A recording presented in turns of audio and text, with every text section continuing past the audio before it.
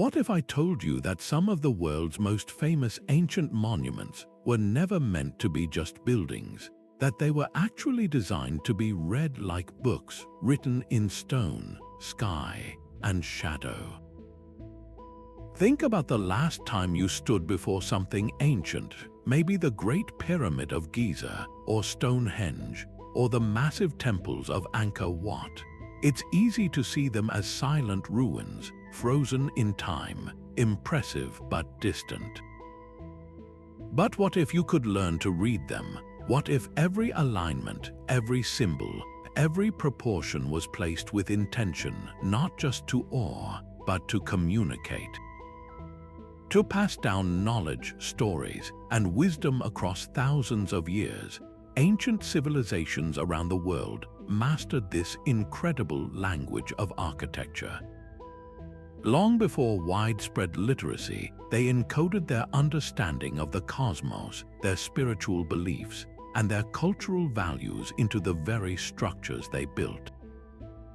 These were not just places of worship or gathering, they were living libraries. Think about that, libraries made of stone, designed to withstand time itself. The builders of these monuments knew that words on parchment could fade, spoken stories could shift, but stone endures, and so they turned their greatest achievements into intricate three-dimensional texts, waiting for us to learn how to decipher them. In this video, we're going to become readers of that ancient language. We'll explore how sites like the pyramids, Stonehenge, and many others function as complex narratives written in alignment, symbol, and sacred geometry. We'll see how sunlight at certain times of year highlights specific carvings, how mathematical ratios hide advanced knowledge, and how entire landscapes were woven into these architectural stories. This isn't just about archaeology, it's about reconnecting with a lost form of literacy, one that engaged the senses, the mind, and the spirit. So join me on this journey. By the end, you won't look at these ancient wonders the same way again. You'll see them not as silent stones, but as pages in an epic, global story, one that we're only just beginning to understand. But what exactly does it mean to read a building? This idea of architectural literacy requires a shift in perspective, to see a structure not as a singular object but as a complex, multi-layered communication system. Long before the written word was accessible to the masses, architecture served as the most durable and public library. A temple's alignment to the rising sun on the equinox wasn't just a spectacular visual event, it was a sentence in a story about rebirth and balance. The sheer, overwhelming height of a pyramid wasn't merely an engineering feat. It was a declaration of a pharaoh's divine connection, a statement meant to be understood by everyone who saw it on the horizon. These builders were masters of a non-verbal language, using scale, direction, material, and form to articulate ideas that were simply too vast, too sacred, or too complex for everyday speech. This form of communication was profoundly democratic in its own way. While only a priestly class might understand the deepest theological nuances, the core messages were broadcast to everyone. A farmer living near Giza didn't need to read hieroglyphs to understand that the pharaoh was a god-king. The pyramid said it for him every single day. A visitor to Stonehenge, even from a distant tribe, would have immediately recognized it as a place of immense power and celestial significance simply by its form and the effort required to build it. The architecture itself was the text, and its basic vocabulary, monumentality, precision, alignment, was universally intelligible. It created a shared cultural understanding, a common set of references that bound societies together across generations. Furthermore, these structures functioned as interactive, experiential textbooks. Unlike a scroll kept in a library, you didn't just read this book with your eyes, you read it with your whole body. You walk the processional avenue at Karnak, feeling the space narrow and darken before opening into a sunlit courtyard, physically reenacting a journey from the mundane world into the divine presence. You gathered at dawn on the winter solstice at Newgrange to witness a beam of light penetrate the inner chamber, not just hearing a story about the sun's return but experiencing it in your bones. This multi-sensory engagement made the knowledge unforgettable. It transformed abstract principles of astronomy or theology into lived, felt reality, ensuring that critical cultural knowledge, when to plant crops, how to track time, the stories of the gods, was ingrained in the community's very rhythm of life. The monument was both the lesson and the classroom. Now, if architecture was the medium, then symbolism was its alphabet. Think of it this way: just as we combine letters to form words and sentences, ancient builders combined specific, powerful symbols to construct complex narratives in stone. This visual language wasn't just decorative, it was a precise and sophisticated code. A spiral carved into a tomb in Ireland wasn't merely a pleasing pattern.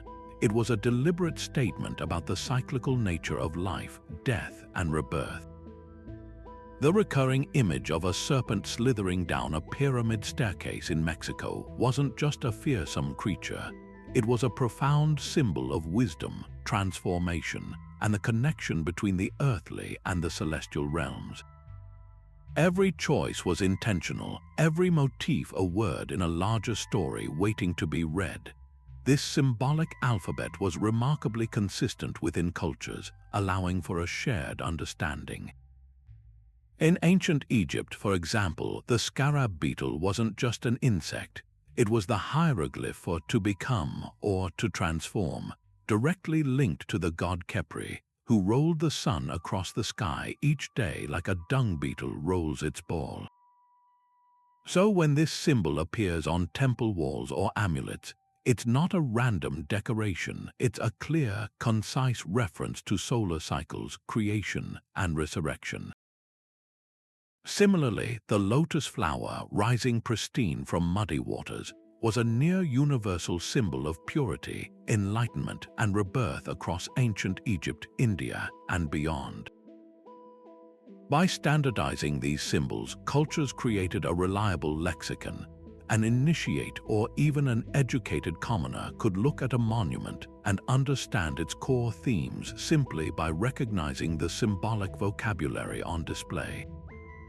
The placement and combination of these symbols added layers of grammatical complexity. A solitary symbol might represent a basic concept, but grouped together, they could form entire sentences or even chapters. On the walls of an Egyptian temple, you might see the Ankh symbolizing life, held by a pharaoh symbolizing divine kingship, being offered to a god symbolizing the source of all power. This isn't just a scene, it's a theological statement. The divine king receives the gift of life from the god to bestow upon the land. The structure itself guides the reading. At Newgrange, the massive entrance stone is covered in spirals and diamond shapes, which some researchers interpret as eyes or portals. As you pass this stone and move down the narrow passage into the central chamber, you are symbolically moving through a portal from one state of being to another, with the spiral motifs mapping that inner journey. The architecture forces you to physically engage with the symbolism, making you an active participant in decoding its meaning. Understanding this symbolic language allows us to move beyond seeing ancient monuments as mere ruins and start reading them as the complex texts they were designed to be. It's like finding the key to a forgotten cipher. The zigzag pattern on a Mesopotamian ziggurat isn't just texture. It might represent water or mountains, fundamental elements of their creation myths. The repeated use of the number 4 in Native American earthworks isn't coincidence. It often corresponds to the 4 cardinal directions, the 4 seasons, and the 4 stages of life. By learning this visual grammar, we can begin to decipher the messages our ancestors were so desperate to preserve, messages about who they were, what they believed, and how they understood their place in the vast, mysterious cosmos. But the story these monuments told wasn't just written in static stone. It was animated by the heavens themselves. Ancient builders looked upward and saw the perfect, unchanging clockwork of the cosmos, and they ingeniously designed their structures to interact with this celestial drama. The movement of the sun, moon, and stars provided a grand, universal narrative arc, and by aligning their architecture with these events, they transformed their monuments into dynamic calendars and cosmic storyboards. This wasn't a vague spiritual gesture. It was precise, observational science woven into the very fabric of their most important buildings. Consider the profound experience of witnessing the winter solstice sunrise deep inside the 5,000-year-old passage tomb of Newgrange in Ireland.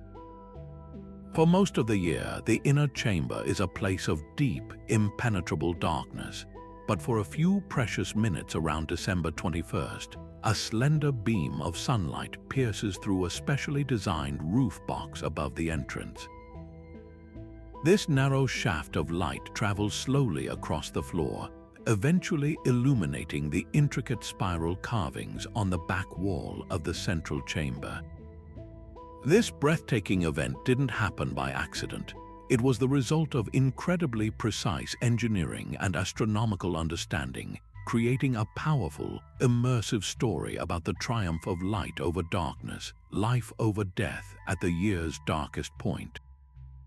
It was an architectural promise of renewal played out annually with the sun as the main actor. This celestial choreography served immensely practical purposes as well. In an agrarian society, survival depended on knowing precisely when to plant and when to harvest. A monument like Stonehenge functioned as a massive public calendar made of stone. The alignment of the central altar with the heel stone on the summer solstice sunrise provided an unmistakable, community-wide signal that a new season had begun, dictating the timing of festivals, migrations, and agricultural cycles. Similarly, the Pyramid of Kukulkan at Chichen Itza stages a famous light and shadow spectacle during the equinoxes. As the sun sets, a series of triangular shadows slither down the northern staircase, connecting the top platform to the giant serpent heads at the base. This creates the vivid illusion of a feathered serpent slithering down from the sky to the earth. This event likely marked a time of balance, signaling the change between the wet and dry seasons, and tying the authority of the ruler directly to this divine, celestial phenomenon. Beyond solar events, many cultures tracked the more complex cycles of stars and planets. The ancient Egyptians meticulously aligned certain pyramids and temples with the belt of the constellation Orion, which they associated with the god Osiris, the lord of the afterlife. This celestial mirroring was a way of physically connecting the pharaoh's journey to the stars with his eternal resting place on Earth. On the other side of the world, the Caracol Observatory at Chichen Itza features narrow, slit-like windows that are precisely aligned with the extreme rising and setting points of Venus. The Maya saw Venus not just as a planet but as a god, and its movements were closely tied to warfare and divination. The building itself, therefore, became a tool for priest astronomers to read the movements of this important celestial body and make predictions that guided their society. This seamless fusion of science and mythology is what makes these architectural narratives so profound. A solstice alignment was both a precise astronomical marker and a reenactment of a creation myth. An equinox event was both a signal to prepare the fields and a moment when the veil between the human and divine worlds was believed to be the thinnest. The monument served as the stage where these two understandings of the world, the empirical and the spiritual, met and reinforced each other.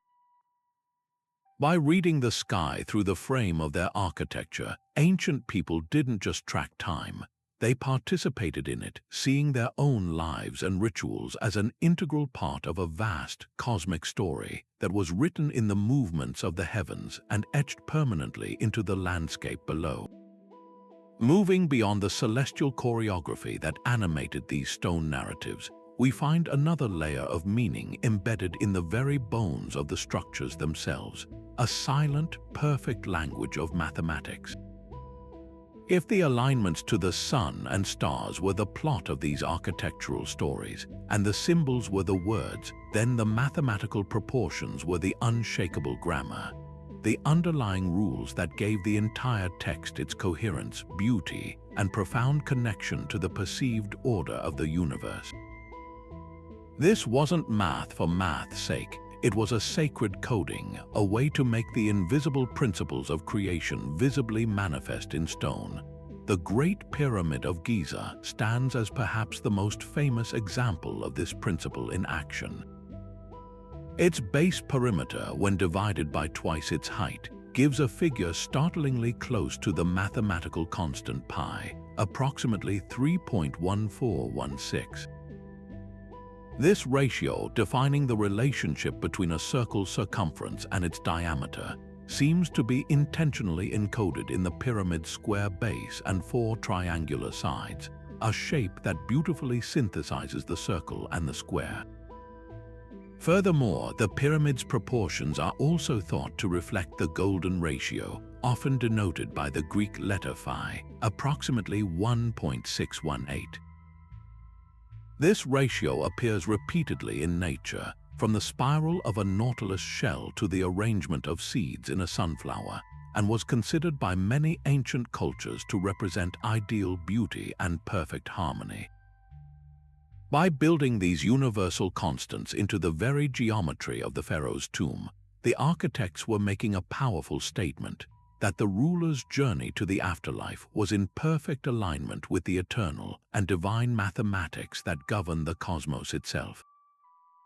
This practice of encoding mathematical truths into architecture was a global phenomenon, not limited to the banks of the Nile.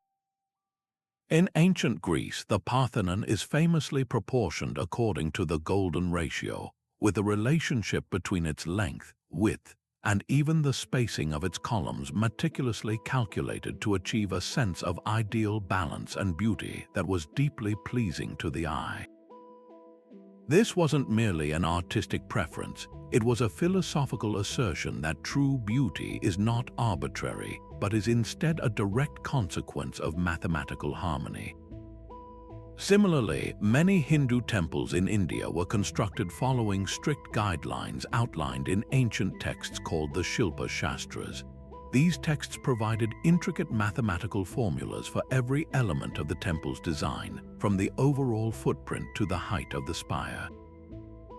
The ratios used were often linked to cosmological ideas, with the temple serving as a microcosm of the universe.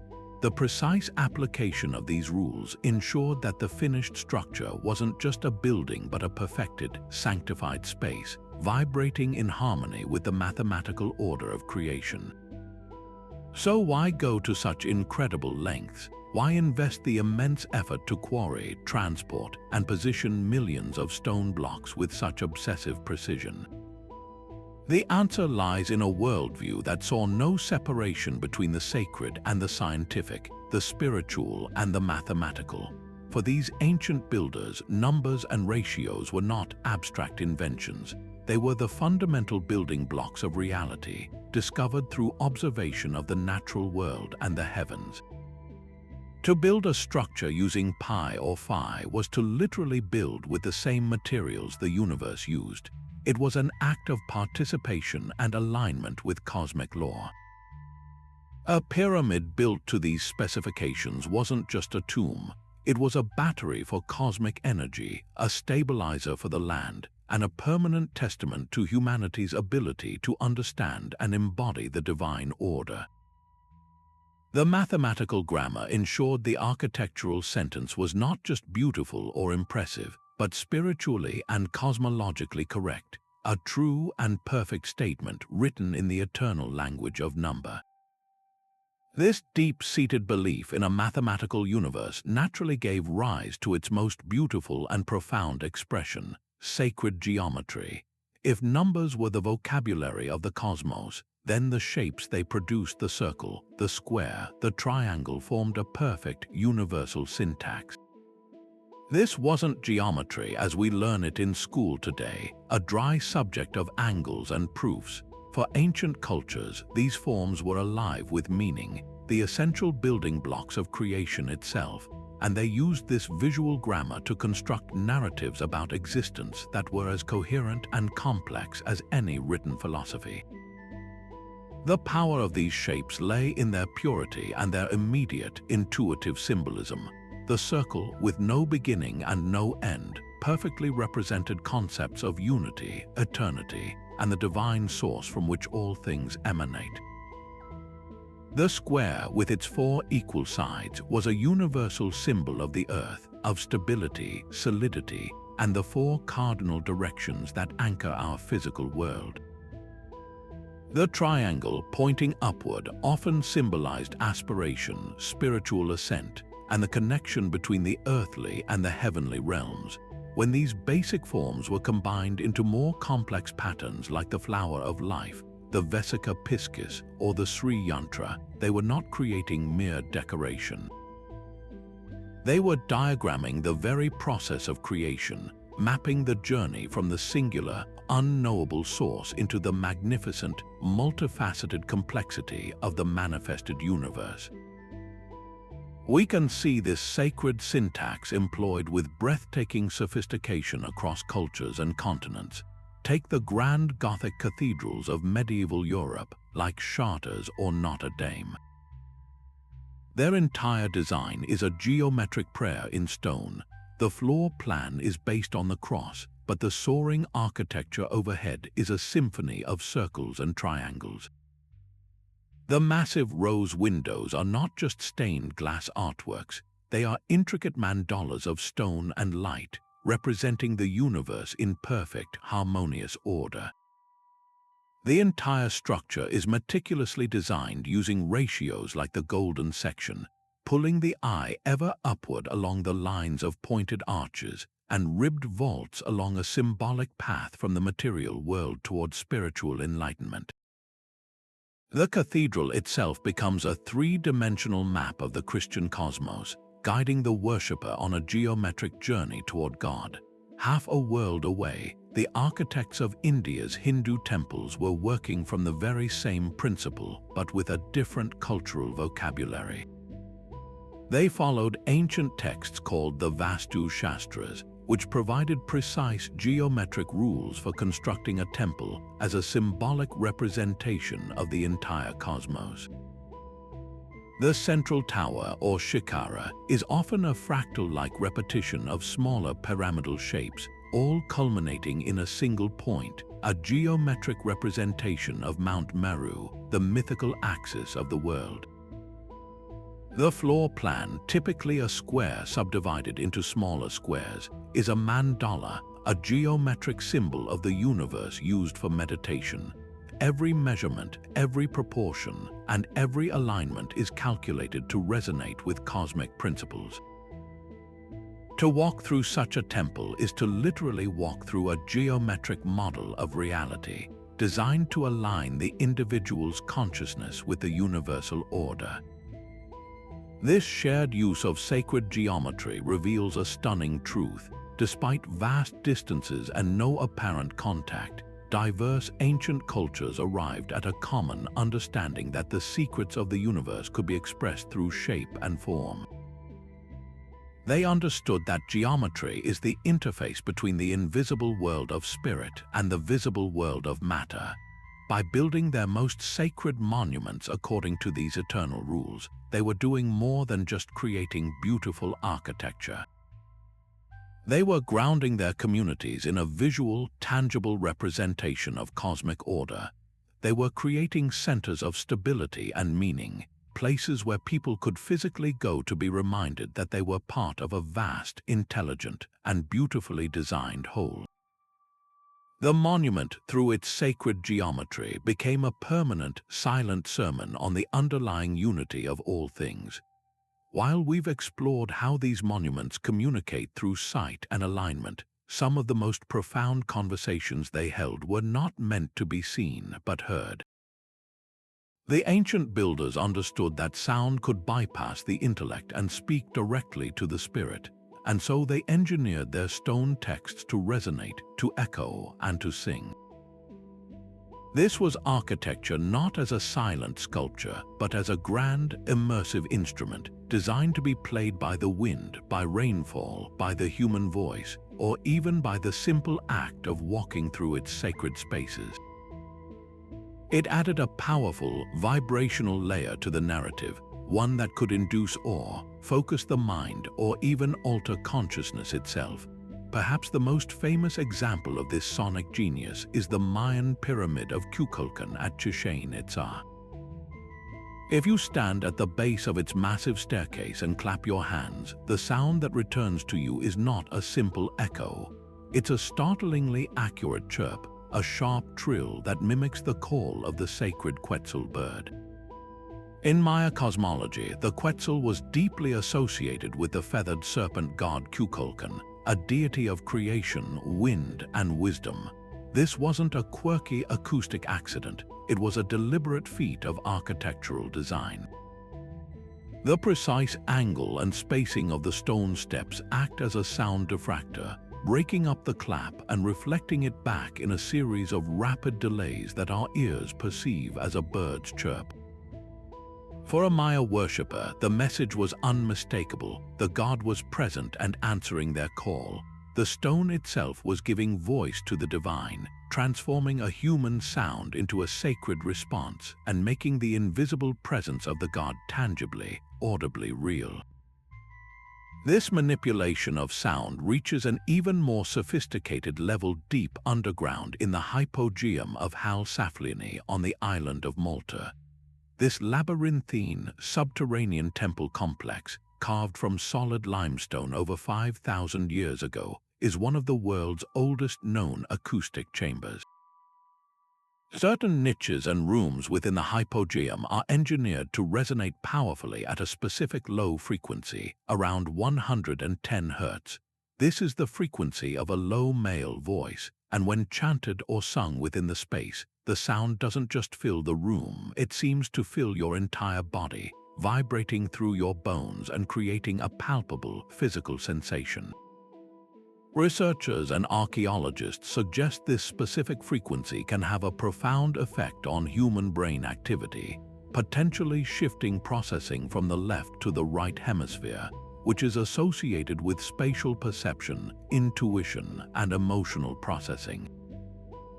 In the flickering torchlight of a ritual ceremony, this resonant chanting could have induced deeply altered states of consciousness, facilitating visionary experiences, collective bonding, and a powerful sense of connection to the spirit world. The architecture itself became a technology for transcendence.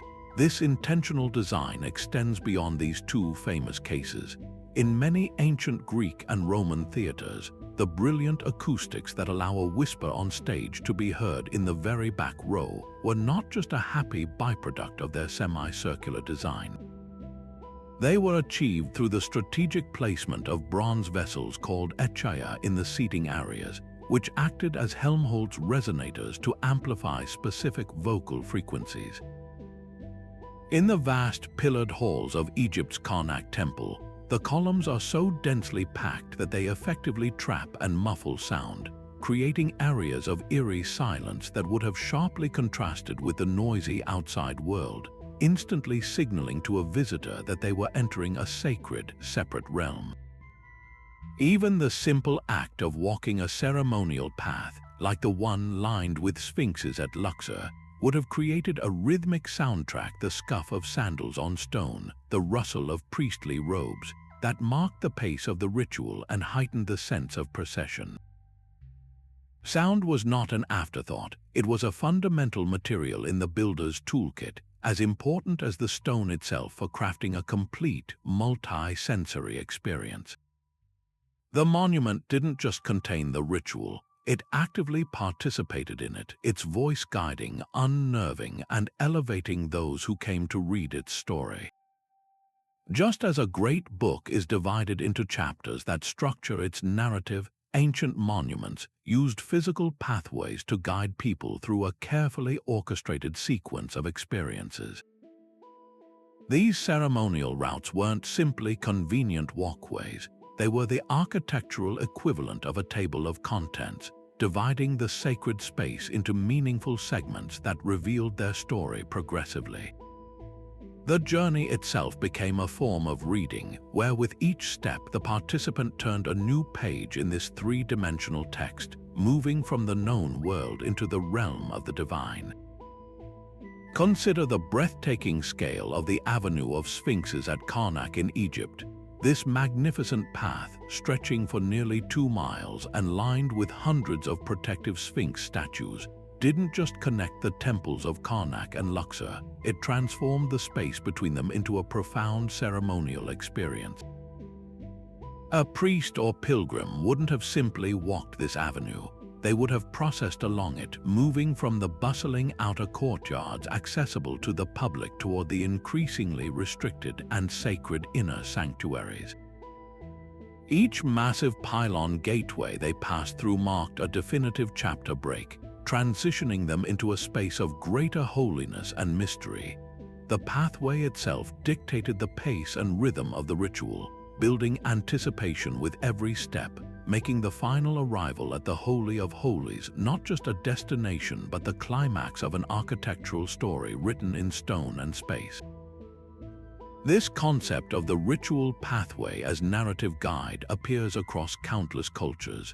In ancient Greece, the Parthenon way carved a definitive route through the heart of Athens, leading up to the Acropolis.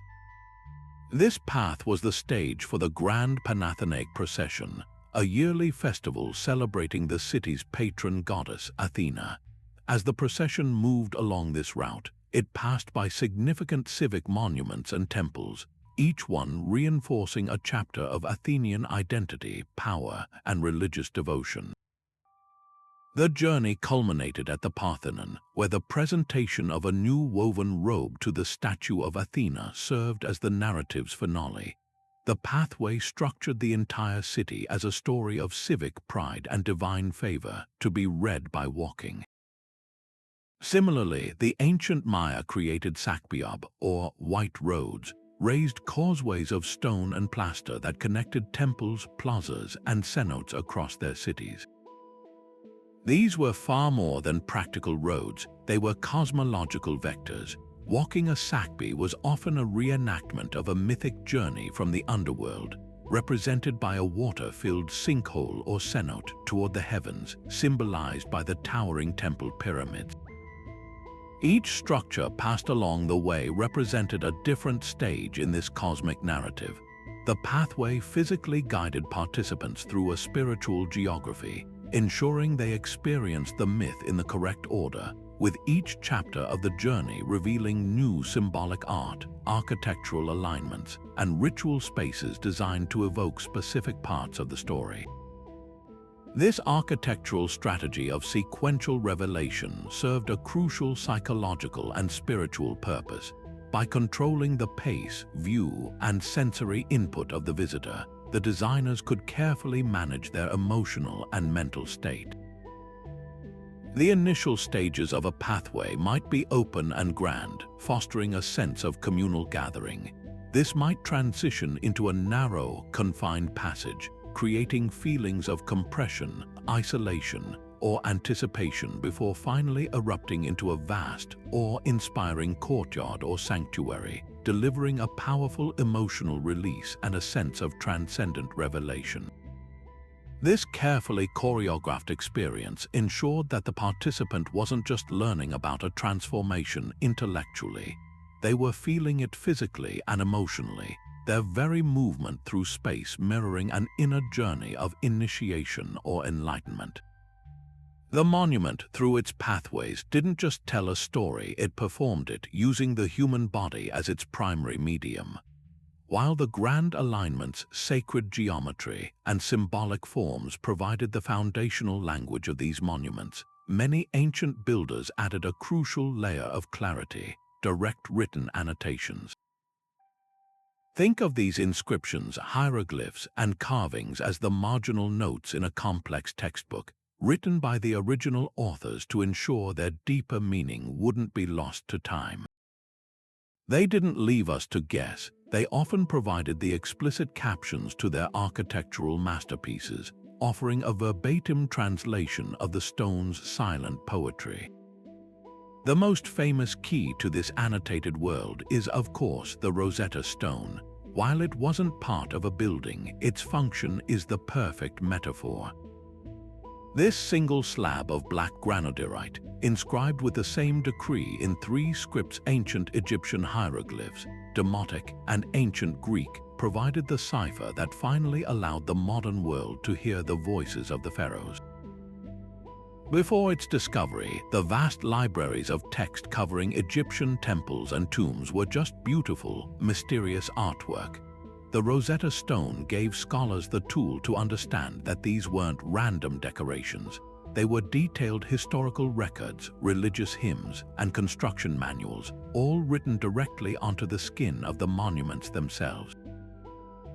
To see this principle in its most staggering form, one must visit the Temple of Edfu, dedicated to the falcon god Horus. Its walls are not merely inscribed, they are utterly enveloped in hieroglyphs from floor to ceiling.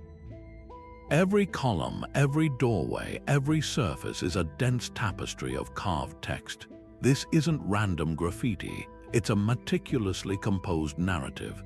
The inscriptions here provide a breathtakingly complete record.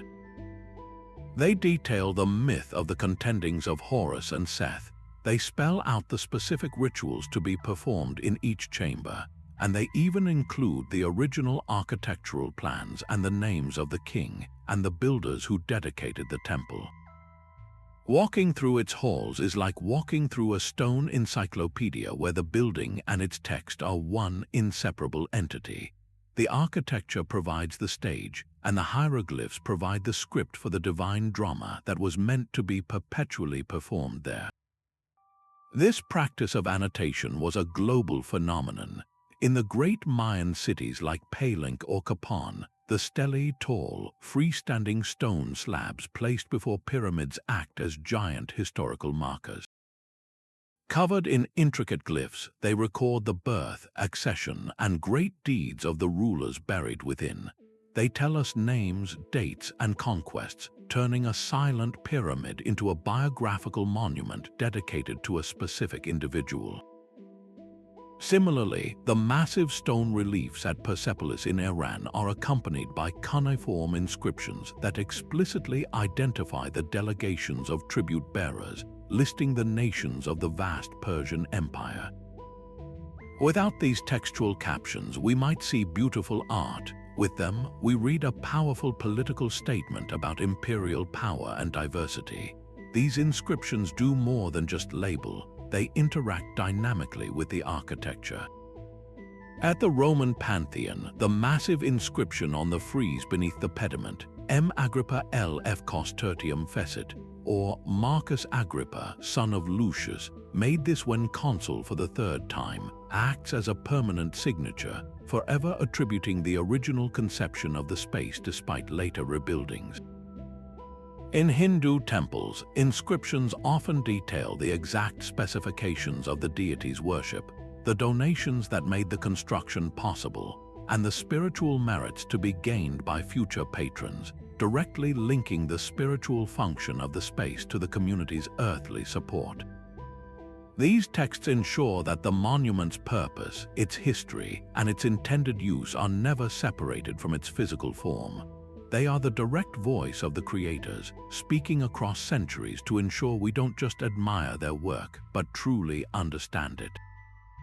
Yet, even with all these tools, the symbols, the alignments, the inscriptions, we are still missing the most crucial component for truly fluent reading: the cultural dictionary. Imagine trying to understand a complex novel written in a language you don't speak. You might recognize the alphabet and guess at a few words, but the deeper meaning, the nuance, the soul of the story would remain locked away. The same is true for ancient monuments. Their architectural language is a dialect steeped in the specific religious beliefs, social structures, and historical realities of the people who built them. Without this cultural context, we are just tourists admiring the cover of a book we cannot read. Consider the great ziggurats of Mesopotamia, those massive stepped pyramids that dominated the flat river plains. To a modern eye, they might look like impressive administrative centers or fortresses, but with the cultural dictionary in hand, their meaning transforms entirely. In the Mesopotamian worldview, the universe was born from a primordial sea, and the gods lived in the heavens above a solid dome. The ziggurat was a physical manifestation of their central cosmological concept, the cosmic mountain. It was an artificial peak, a stairway connecting the human world below with the divine realm above. The temple at its summit was not just a shrine, it was the literal dwelling place of the city's patron deity, a piece of heaven on earth.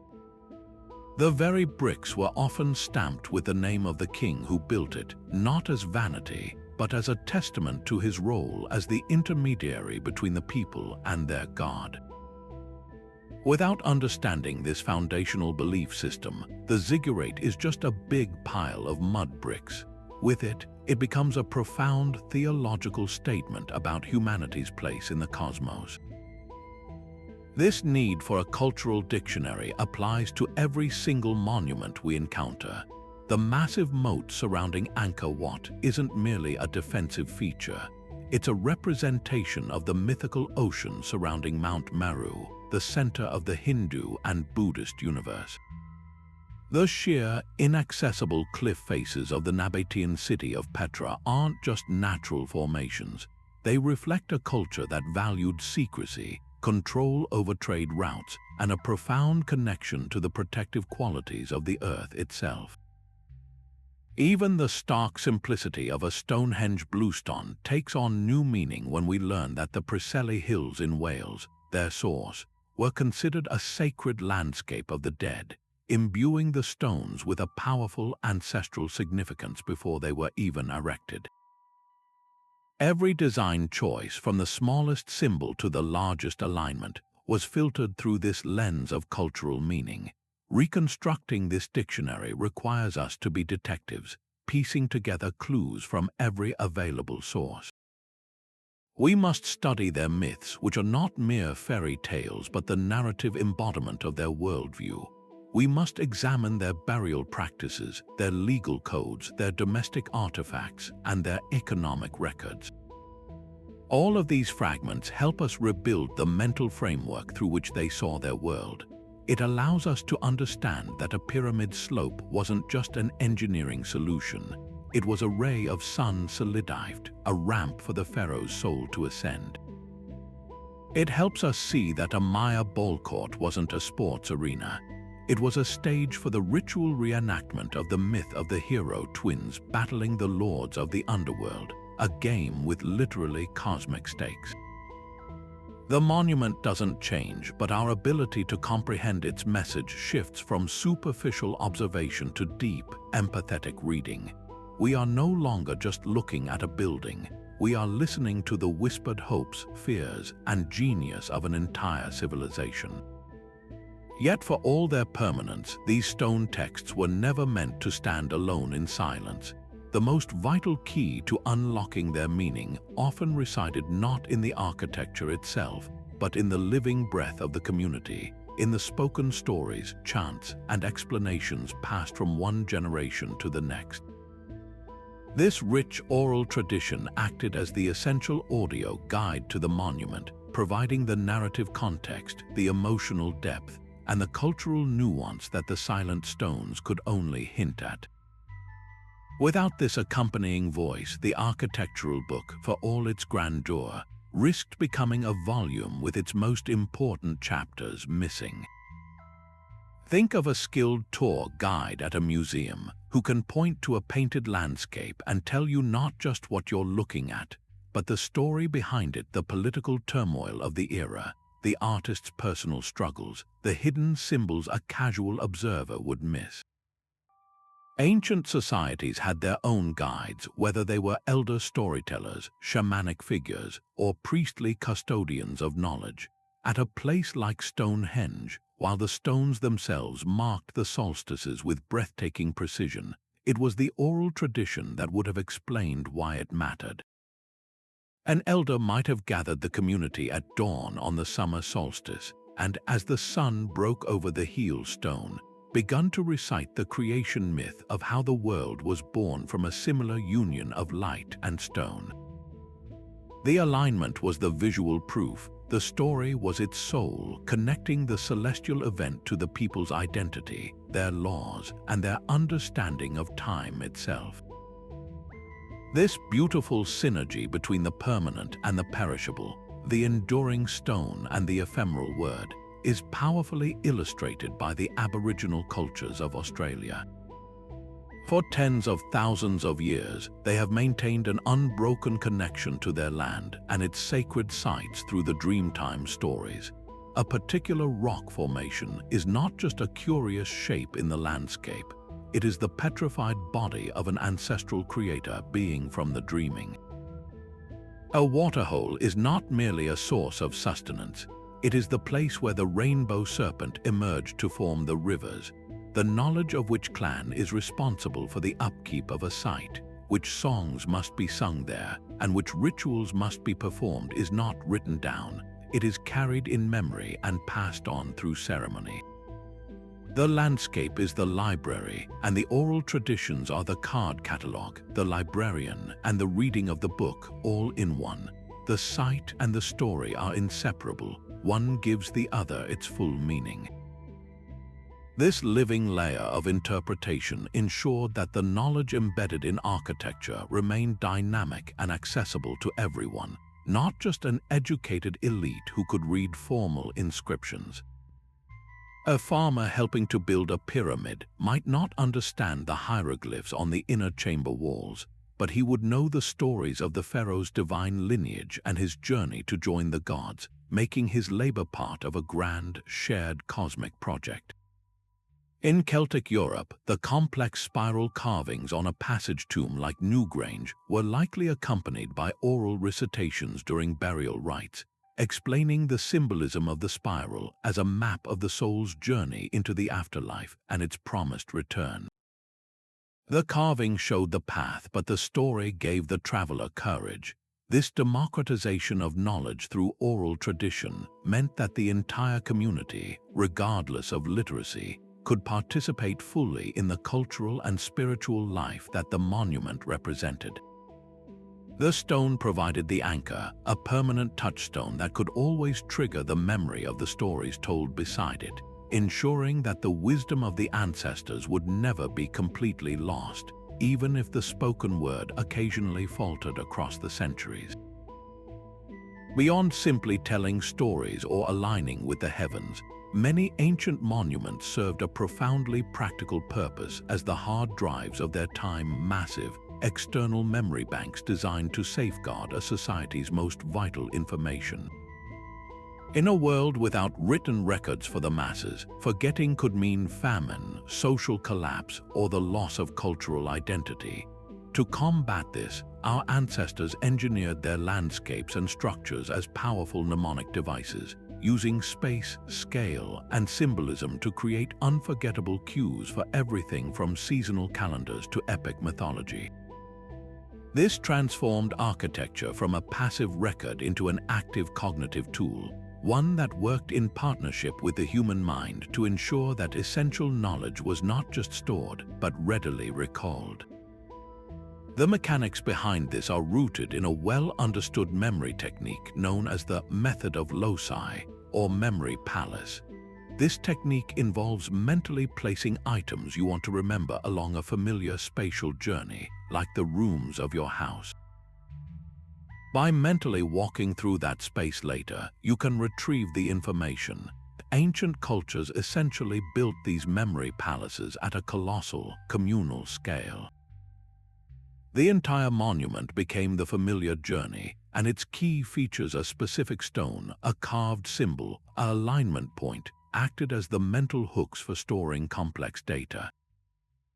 Engaging with the site, whether through ritual procession, seasonal celebration, or simply daily life, became a constant act of memory rehearsal, reinforcing the knowledge deeply into the collective consciousness. We can see this principle clearly at work in the vast geoglyphs of the Nazca Desert in Peru. From ground level, these enormous lines forming spiders, monkeys, and birds are intriguing but incomprehensible. Their true form is only graspable from an elevated vantage point. This design suggests they were not meant for daily viewing but for periodic, ceremonial reading. A shaman or elder, perhaps ascending a nearby hillside, could have used the full, revealed image as a trigger to recite a specific creation myth or a story about a particular ancestral spirit. The act of walking the lines during a ritual could have further cemented the story, with each turn and curve corresponding to a chapter in a narrative. The geoglyph itself was the ultimate cue card, too large to be lost or damaged, ensuring the story it represented would endure for generations. Similarly, the great earthen mounds and geometric earthworks of North America, like those at Cahokia or the Great Serpent Mound in Ohio, functioned as three-dimensional maps of cosmological knowledge. The sheer physical effort required to build the Great Serpent Mound, shaping a quarter-mile-long effigy into the earth, would have made its form unforgettable to the community that created it. Its undulating curves aligned with solar and lunar events likely encoded knowledge about celestial cycles, while its very shape, a serpent holding an egg in its jaws, may have represented a specific and crucial myth about the cycles of life, death, and rebirth. To see it, to walk its length, was to physically trace that story, making the abstract concept tangible and therefore impossible to forget. The monument did the remembering for the people, allowing them to offload complex information onto the landscape itself, freeing their minds for other tasks while guaranteeing the preservation of their most critical cultural software.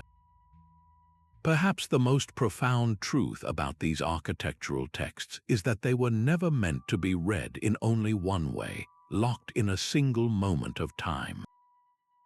Just as a classic novel can be interpreted differently by each new generation, finding fresh relevance in changing times, these stone books have been continuously rewritten by history itself.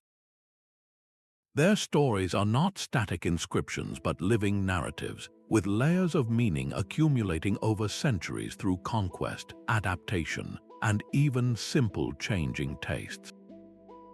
To truly read a monument like the Parthenon is to read a palimpsest, a manuscript where older text shows through beneath the new, each layer adding a complex and fascinating chapter to an ongoing story.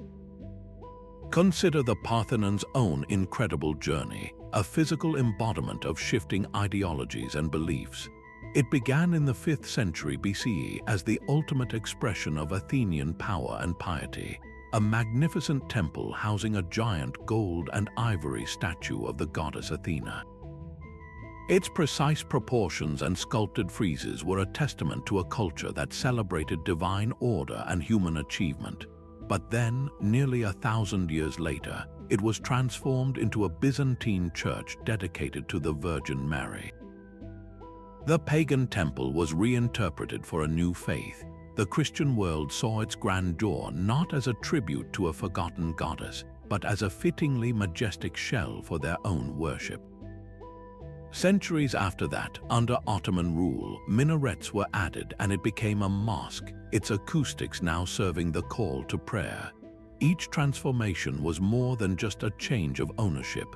It was a complete recalibration of the building's symbolic language. The very same columns that once spoke of Zeus and Athena now spoke of Christ and later of Allah. The architecture remained, but the dictionary used to read it was entirely new. This process of reinterpretation wasn't always a peaceful overlay of new meanings. Sometimes it was an act of deliberate erasure. When the Spanish conquistadors arrived in Mesoamerica, they systematically built their Catholic churches directly on top of the leveled pyramids of the Aztecs and Maya. The Templo Maya in Mexico City was buried, and the cathedral was raised with its stones. On one level, this was a brutal symbol of conquest, a literal imposition of a new world order upon the old. But on another, more complex level, it created a forced dialogue between architectural languages. The sacredness of the location, deeply felt by the indigenous population, was acknowledged and co-opted. For the converted population, the new church might have represented a triumphant new faith, but for others, the old meaning still whispered from the foundation stones, creating a powerful, if suppressed, counter-narrative. The monument became a site of contested reading, where two very different stories struggled for dominance within a single structure. Even without such dramatic intervention, time itself acts as an editor. The original vibrant paint on Egyptian temples and Greek statues faded away, leaving behind the bare stone we see today. This accidental editing has profoundly shaped our modern reading of these monuments. We perceive them as serene, austere, and monochromatic, which has influenced our view of these cultures as solemn and restrained. But in their original, polychromed glory, they were bursting with color and life, a far more vibrant and perhaps chaotic narrative. Our reading is therefore incomplete. We are missing the full emotional and symbolic impact of the color-coded language that was so integral to their original meaning. The monument has not changed, but our ability to perceive its full vocabulary has been dimmed by centuries, forcing us to imagine the lost hues that once told such a critical part of the story. This layered history reminds us that these structures are not frozen relics but dynamic participants in the flow of human history, constantly being edited, republished, and rediscovered by every generation that encounters them. When we step back and look at the grand tapestry of human history, a fascinating pattern emerges. Societies separated by vast oceans and thousands of years with no possible contact were somehow reading from the same architectural playbook. They all looked to the heavens for inspiration and used the earth to build their responses, creating structures that speak a remarkably similar language of stone and sky. This isn't about a lost global civilization or alien intervention. It's about the shared human mind grappling with the same fundamental questions of existence and arriving at parallel solutions. By placing an Egyptian pyramid, a Mesopotamian ziggurat, and a Mesoamerican temple side by side in our imagination, we start to see the universal grammar of architectural literacy. One of the most powerful and recurring words in this global vocabulary is ascent. The drive to build upwards to reach for the sky appears as a profound theme across countless cultures. The Egyptians constructed their smooth-sided pyramids as colossal ramps to catapult the pharaoh's soul directly into the celestial realm to join the circumpolar stars, the so-called imperishable ones. In Mesopotamia, the massive stepped ziggurats, like the famous Etemenanki in Babylon, which may have inspired the biblical Tower of Babel, were conceived as literal stairways to heaven, connecting the earthly temple at their summit to the abode of the gods. Meanwhile, in the jungles of Central America, the Maya and the Aztecs built their towering pyramid temples, like El Castillo at Chichén Itzá or the Templo Maya in Tenochtitlan. Climbing these steep steps was a ritual reenactment of a spiritual journey, bringing priests and rulers closer to the gods, and during brutally vivid ceremonies, even offering a conduit for human essence to travel between worlds. In every case, height was never just about showing off engineering prowess. It was a direct physical metaphor for spiritual aspiration and divine connection. Another stunning parallel lies in the meticulous observation of the cosmos. It seems that once a culture mastered agriculture and settled into society, their brightest minds inevitably turned their gaze upward, tracking the reliable cycles of the sun, moon, and stars. This celestial choreography became the narrative backbone for their greatest architectural achievements. The Great Pyramid of Giza is famously aligned with incredible precision to the four cardinal directions, and its air shafts point directly to key stars like Sirius and Orion, central figures in Egyptian mythology. Across the Atlantic, the Pyramid of the Sun at Teotihuacan in Mexico is aligned with the setting sun on specific days, and the entire city is a vast grid mirroring their cosmology. Even the humble yet mysterious stone circles of Europe, like Stonehenge, are painstakingly oriented to capture the solstice sunrises and sunsets. This shared obsession with astronomical alignment suggests a universal human desire to anchor our fleeting lives to the eternal, predictable rhythms of the universe, to write our earthly stories into the very fabric of the cosmos. Yet for all these profound similarities, the comparative lens also brings our focus to the beautiful and telling differences, the unique cultural dialects within this universal language. The choice of materials alone speaks volumes about a society's environment, values, and relationship with their land. The Egyptians, blessed with an abundance of fine limestone and granite, sought perfection and eternity, creating mountains of polished stone meant to last for all time. The Mesopotamians, building on the flat, muddy plains between the Tigris and Euphrates rivers, used the earth itself, forming millions of mud bricks to build their ziggurats, which then required a protective skin of fired bricks or stone to withstand the elements, a testament to resilience and ingenuity in a challenging landscape. The Maya, surrounded by the dense jungle, used locally quarried limestone and often covered their temples in a brilliant layer of red, blue, and yellow stucco, creating a dazzling, polychromatic vision of the cosmos that was meant to be seen from miles away through the green canopy. Each material tells a different story of resourcefulness, priority, and aesthetic. The function of these structures, while universally sacred, also reveals distinct cultural priorities. The Egyptian pyramid was a sealed, impregnable tomb, focused almost entirely on the journey of a single individual, the god-king, into the afterlife. It was a private, exclusive, and final monument. In stark contrast, the Mesopotamian ziggurat was the opposite of a tomb. It was a vibrant, active center of community life. The temple at its top was a busy place of worship, administration, and scholarship, accessible to priests and the center of the city's spiritual and economic heartbeat. The Mesoamerican temple pyramid served a more public, performative function. Its steep stairways were stages for elaborate rituals witnessed by thousands of citizens gathered in the plazas below, ceremonies that were often tied to agriculture, warfare, and a cyclical view of time that required constant renewal. One was a private door to the afterlife, another was a public office of the gods, and the third was a grand stage for cosmic drama. This comparative analysis does more than just highlight cool coincidences. It provides a crucial framework for understanding. It allows us to separate the universal human impulses, to reach for the divine, to track the heavens, to communicate our values in a lasting form from the specific, beautiful, and unique cultural expressions of those impulses.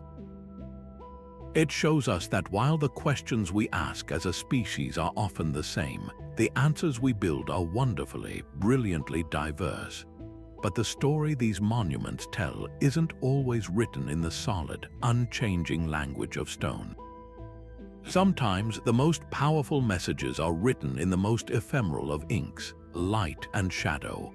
Ancient architects mastered this dynamic medium, using the sun itself as a paintbrush to illuminate specific details at precise moments, transforming their static structures into living calendars and dramatic stages for divine storytelling. These carefully engineered light shows weren't just for spectacle. They were highlighter pens in the architectural text, emphasizing crucial passages and adding breathtaking exclamation points to their cosmic narratives. One of the most stunning examples of this technique is found deep within the rock-cut temple of Abu Simbel in Egypt. For most of the year, the innermost sanctuary remains a place of deep, cool shadows, housing 4 seated statues of gods, Ra-Horakhti, the deified pharaoh Ramesses Roman II, Amun-Ra, and Ptah. But on 2 specific days of the year around February 22nd and October 22nd, dates believed to correspond with the king's birthday and coronation day, a miraculous event occurs. As the sun rises, a shaft of sunlight pierces the long, dark entrance corridor, traveling over 180 feet into the mountain's heart. For approximately 20 minutes, the beam illuminates 3 of the 4 statues, Ra-Horakhti, Ramesses, and Amun-Ra, flooding them in brilliant light. The 4th god, Ptah, the deity associated with the underworld and darkness, remains deliberately, perpetually in shadow. This isn't a happy accident of alignment. It's a masterclass in theological storytelling written in sunlight. The effect powerfully underscores a theme of divine presence and absence, celebrating the solar gods and the divine king while acknowledging the necessary and eternal presence of darkness embodied by Ptah. It's a complex philosophical idea made instantly, visually comprehensible to any worshipper present, a sermon delivered not by a priest but by the sun itself. A similar, though more abstract, use of light as a precise marker can be found at Choco Canyon in New Mexico. On Fajada Butte, a lone spire of rock rising from the canyon floor, a remarkable assemblage of 3 large stone slabs leans against the cliff face. Behind them, a spiral petroglyph is carved into the rock. For most of the year, this carving is partially shaded, but at exactly noon during the summer solstice, a dagger of sunlight slices perfectly between the giant slabs, bisecting the center of the spiral. During the winter solstice, 2 daggers of light appear, perfectly bracketing the spiral on either side, and on the equinoxes, a single dagger of light strikes right through its center. This sun dagger functioned with the precision of a Swiss watch, providing an unmistakable, community-wide signal for the changing seasons. It marked the times for planting, for harvest, for ceremonial gatherings, the essential rhythm of life for the ancestral Puebloan people. The spiral itself might represent the sun, the cosmos, or the cyclical nature of time. The light dagger was the moving hand on the clock, a brilliant, natural highlight that made the abstract concept of celestial time tangibly real and critically important for everyone to see. This sophisticated play of light and shadow extends beyond grand solar events to include more subtle, yet equally intentional, effects. In many Gothic cathedrals, like Chartres in France, specific stained glass windows are positioned so that the low-angled sun at a particular time of day or year will stream through them, projecting a pool of brilliantly colored light onto a specific spot on the floor, perhaps an altar, a tomb, or a particular symbol in the labyrinth. This transforms the window from a static image into a dynamic projector, its narrative meaning activated only at a specific sacred moment. In the Pantheon in Rome, the great oculus at the top of the dome acts as a giant sundial and spotlight. Throughout the day, the beam of light it emits travels across the interior, dramatically illuminating different niches and statues. On April 21st, the city's founding day, the noon sun strikes directly through the doorway, a purposeful alignment that connected the vast, cosmic dome of the building directly to the civic identity and history of Rome itself. These phenomena act as the punctuation marks in the architectural sentence, the commas, periods, and emphatic underlines that give the text its rhythm, its drama, and its deepest layers of meaning, proving that sometimes the most powerful part of the story isn't what's always visible, but what is revealed only when the light is just right. Water became another profound medium in the architectural language of the ancients, a liquid canvas upon which they could expand and deepen their narratives. By integrating reflective pools, serene moats, and flowing canals, builders didn't just add decorative elements, they created dynamic, mirrored pages that doubled the text of their stone compositions. This ingenious use of water introduced a layer of fluid symbolism, transforming static monuments into living, breathing entities whose appearance shifted with the time of day, the seasons, and even the weather, inviting contemplation on the nature of perception itself. The most breathtaking example of this aquatic symbolism is undoubtedly the vast moat surrounding the temple complex of Angkor Wat in Cambodia. From a practical standpoint, this immense body of water served as a formidable defensive barrier, but its true genius lies in its spiritual and symbolic function. The temple's central towers, designed to represent the 5 peaks of the sacred Mount Meru in Hindu and Buddhist cosmology, rise majestically from the center of the complex. On a still morning or a calm evening, the dark, glassy surface of the moat creates a near-perfect mirror image of these towers. This reflection wasn't just a pretty sight. It was a direct visual representation of the myth that Mount Meru, the axis of the universe, was surrounded by a primordial ocean. The physical temple became the mythical mountain, and the moat became the cosmic sea, allowing a devotee to physically see the entire cosmology laid out before them. The architecture didn't just tell the story, it used water to visually enact it, grounding an abstract cosmic principle in a tangible, awe-inspiring experience. This reflective technique was a tool for prompting deep philosophical inquiry. By presenting both the solid, immovable structure and its fluid, ever-changing reflection, the design forced the observer to engage with fundamental dualities. Which was more real, the permanent stone tower or its fleeting, shimmering double on the water's surface? This visual paradox became a meditation on the nature of reality and illusion, a concept known in Eastern philosophies as Maya. It echoed the dichotomy between the earthly realm and the heavenly realm, the material world we can touch and the spiritual world we can only perceive indirectly. The water acted as a permeable boundary between these two states, suggesting that the divine was not some distant abstraction but was immediately present, reflected in the very world around us, if only we knew how to look. The use of water as a reflective page wasn't confined to Southeast Asia. The Romans, masters of hydraulic engineering, filled the courtyards of their villas and temples with impluvia, shallow pools that captured the sky and the surrounding colonnades. These weren't merely for cooling the air, they created a sense of expanded, harmonious space and brought the heavens down to earth, reflecting the passing clouds and the sun's journey, making the architecture feel connected to the cosmic order. In the Islamic world, the use of water reached an apogee in the gardens of Alhambra in Spain. Here, still canals mirror the intricate arabesques and ornate arches of the palace, doubling the visual complexity and creating a sense of serene, infinite repetition.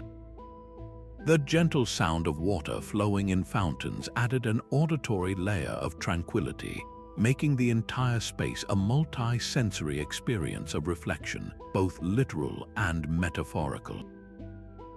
The water wasn't an accessory to the architecture, it was an integral component of its meaning, a fluid ink that completed the sentence written in stone. This ancient understanding that a building's message could be amplified and transformed by its interaction with the natural elements shows a sophistication that goes far beyond mere construction, revealing a deep desire to weave human creation into the very fabric of the perceived universe. This profound connection between architecture and its environment reveals a mindset where the natural world was not a blank canvas to be built upon, but a co-author in the story. Ancient builders possessed a deep, almost intimate understanding of the land, reading its contours, its geology, and its sacred features as if they were paragraphs in a pre-existing divine manuscript.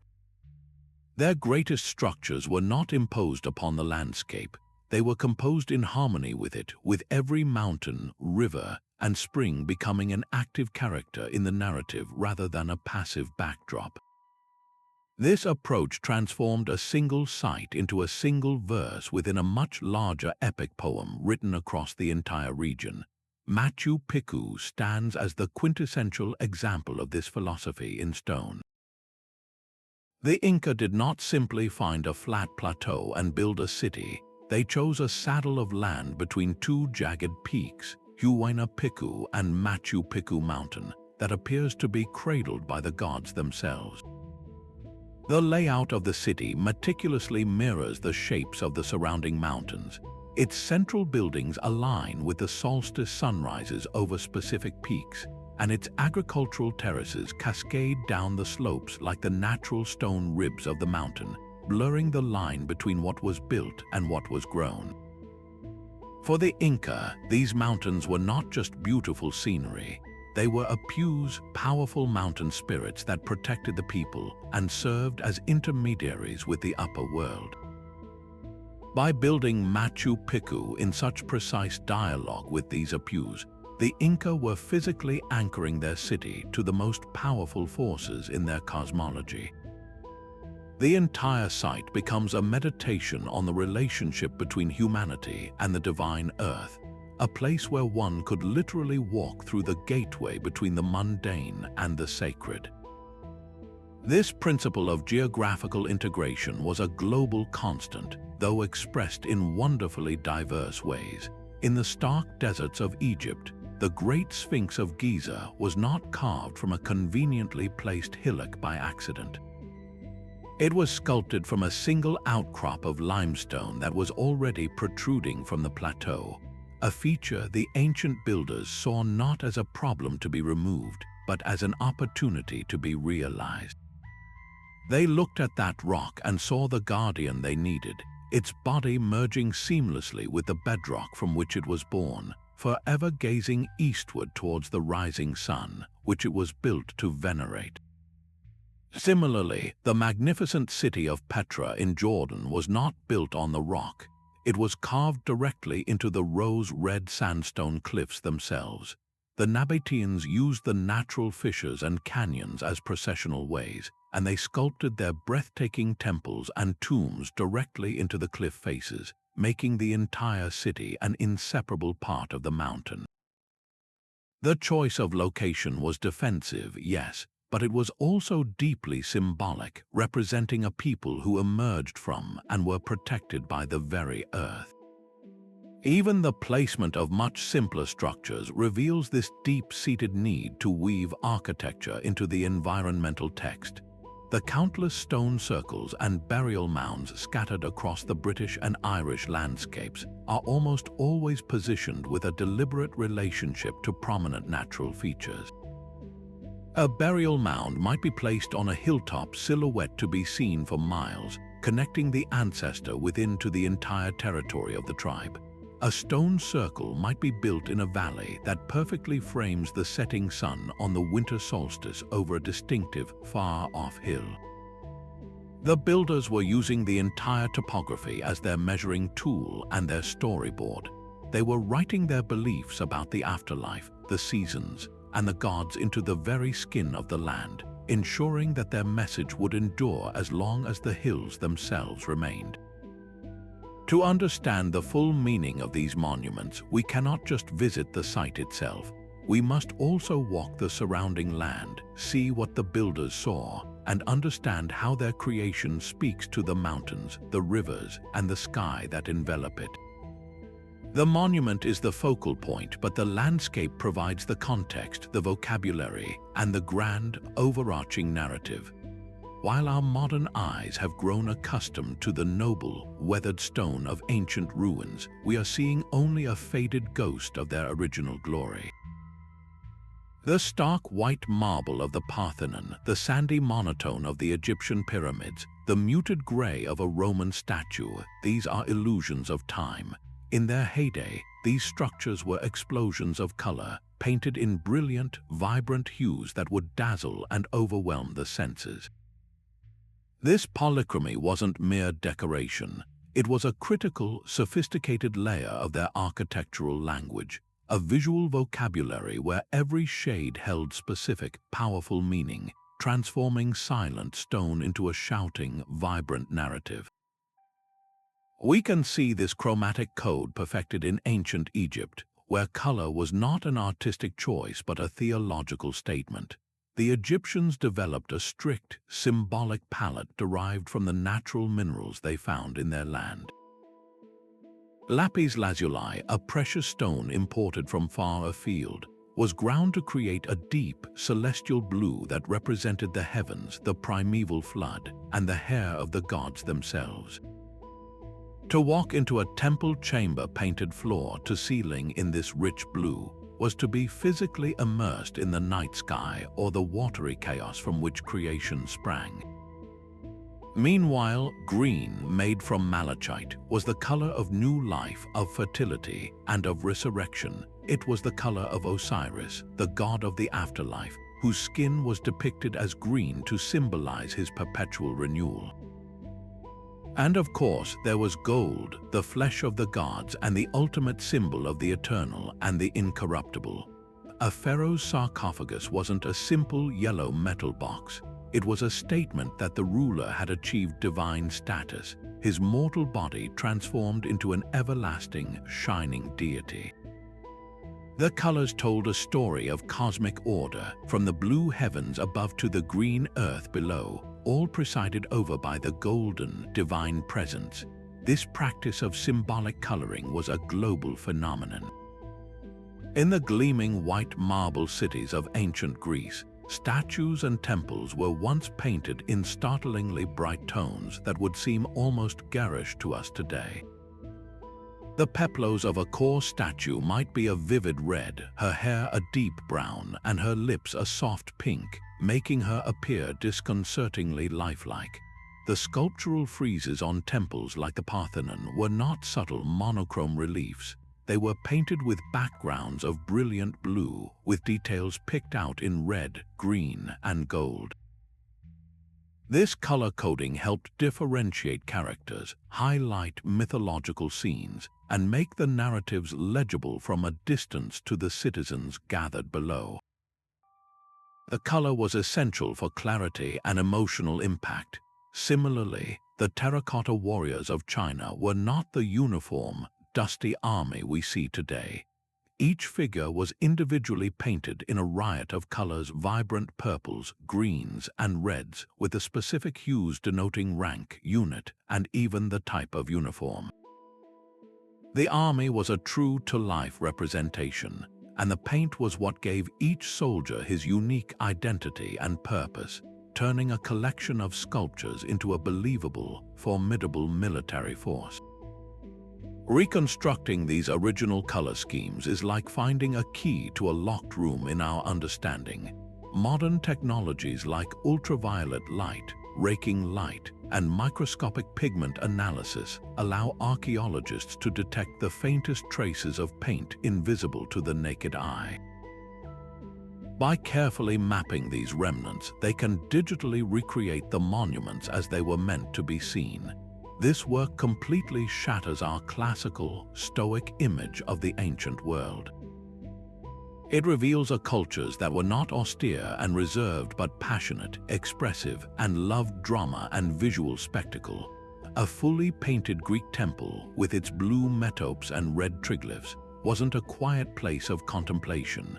It was a vibrant, celebratory statement to the power of the gods and the city. A painted Egyptian tomb wasn't a dark, somber crypt. It was a bright, hopeful guidebook to a colorful and abundant afterlife. its walls covered in scenes of golden fields and blue waters, all waiting for the deceased. The color wasn't just added on, it was the final, essential layer of meaning that made the architectural text complete, readable, and emotionally resonant, ensuring that its message wasn't just understood but felt. This remarkable impulse to build the cosmos in miniature reveals a profound human desire to make the vast, unknowable universe not just comprehensible, but physically navigable. These structures were far more than symbolic representations. They were functional, three-dimensional maps of reality itself, offering a tangible path through the most abstract spiritual and philosophical concepts. A pilgrim could literally walk the path from the world of suffering to the state of enlightenment, using their own body to trace the journey of the soul. This transformed theology from a set of beliefs into an embodied experience, where every step taken was a lesson learned, and every level ascended was a veil of illusion lifted. Nowhere is this concept more perfectly realized than at the breathtaking Borobudur on the island of Java. This massive 9th century Mahayana Buddhist monument is not a building with interior rooms, but a vast, solid stone mandala designed to be walked. Its structure is a precise map of the Buddhist cosmos and the path to nirvana. The pilgrim begins at the massive base, representing the world of desire or Kamadhatu, where beings are bound by their passions. As they circumambulate the monument clockwise, they ascend through the 5 square terraces of the Rupadhatu, the world of form where the soul is gradually purified.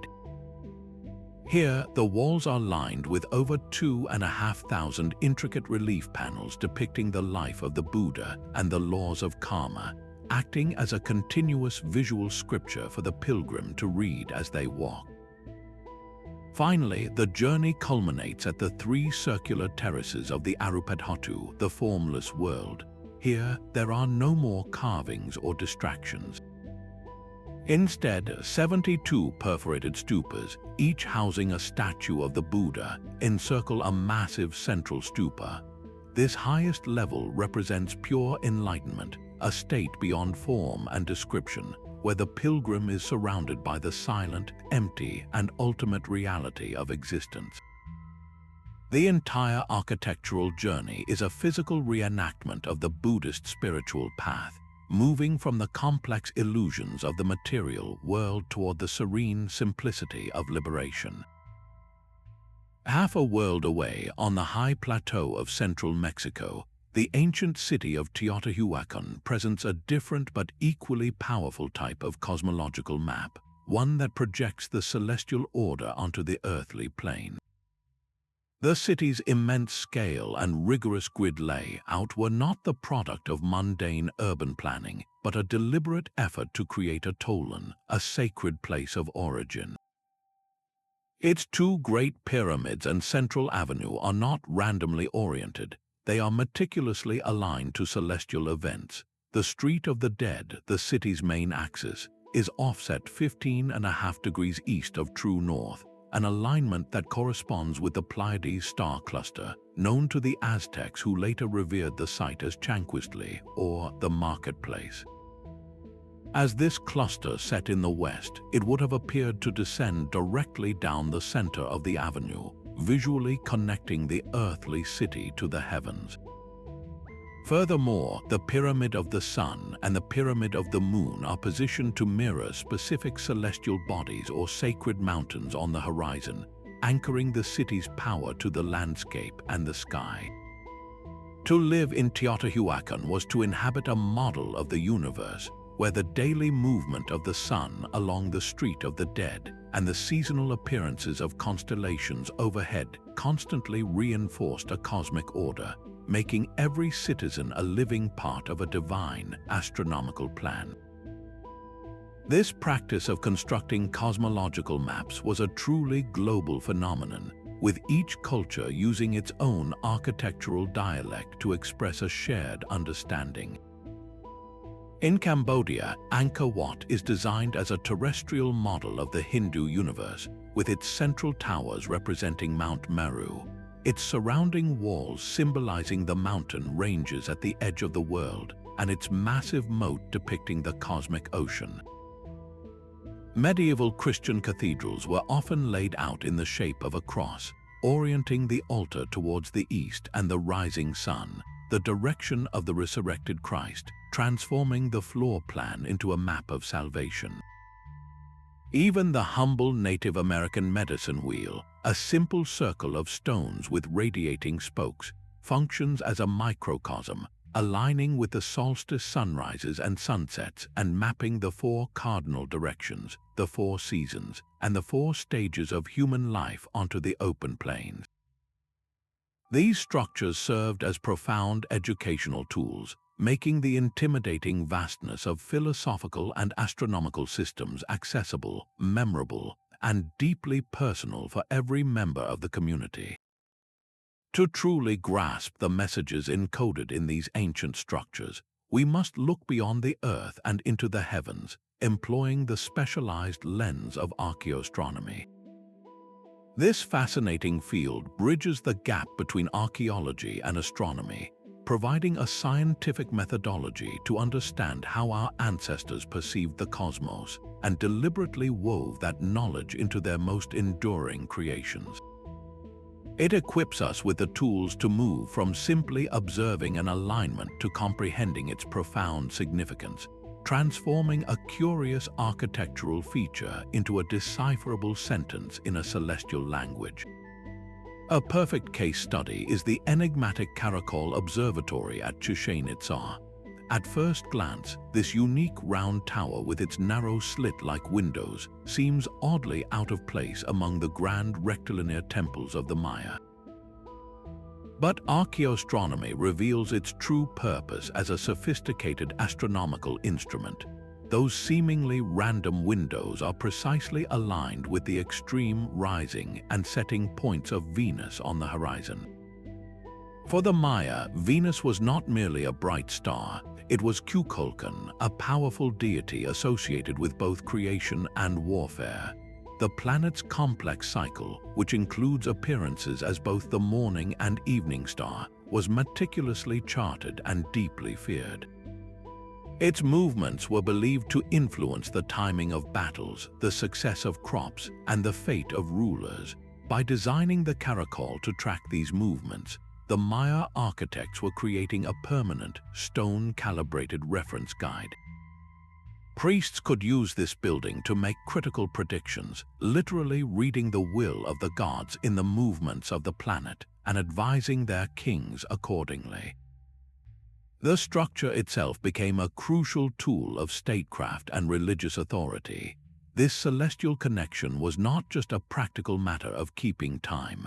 It was a powerful mechanism for legitimizing power and reinforcing cultural narratives. When a ruler could demonstrate an intimate knowledge of the heavens, predicted and witnessed by the entire community through the framework of a monument, it elevated him from a mere political leader to a divine intermediary. The most dramatic example of this is the aforementioned light and shadow spectacle on the Pyramid of Kukulkan during the equinoxes. The descending serpent of shadow connects the temple at the top, the domain of the ruler and the priests, directly to the stone serpent heads at the base, uniting the celestial with the earthly in a public, undeniable display. This was political theater of the highest order, engineered by a deep understanding of solar cycles. Archaeoastronomy allows us to deconstruct this event, calculating the precise angles and dates, and in doing so, we uncover the sophisticated propaganda machine at work, one that used the undeniable truth of astronomy to validate the divine right of the ruling class. The contributions of this field extend far beyond the Maya world, offering revelations across the globe. In ancient Egypt, the mysterious narrow shafts emanating from the king's chamber in the Great Pyramid were long a subject of wild speculation. Archaeoastronomical analysis, however, has shown that these shafts are aligned with specific stars, one with Orion's belt, associated with the god Osiris, and another with the star Sirius, linked to the goddess Isis. This wasn't functional ventilation. It was a spiritual highway, a carefully designed conduit intended to symbolically launch the pharaoh's soul directly to the eternal stars, to join the gods he embodied in life. Similarly, the sprawling temple complex of Karnak is oriented so that on the winter solstice, the sun rises directly along its main axis, filling the entire sacred precinct with light and symbolically renewing the life-giving power of the sun god Amun-Ra. Each of these discoveries, made by carefully measuring alignments and comparing them with ancient sky charts, adds a critical paragraph to our understanding of these cultures' spiritual lives. In this way, archaeoastronomy functions as a universal translator, a Rosetta Stone for the celestial chapters of these architectural books. It provides the grammatical rules for a language written in sunlight, starlight, and stone. Without it, the caracol is just a curious round tower, the pyramid shafts are mere holes, and the solstice alignment at Karnak is a happy coincidence. With it, we hear the ambitions of pharaohs, the calculations of priest astronomers, and the awe of entire civilizations who looked up at the night sky and saw not random points of light, but a grand, orderly, and divine narrative that they were compelled to mirror here on Earth. It grants us the ability to not just see their monuments, but to truly read them, restoring the profound dialogue between the earth and the sky that was so central to their worldview.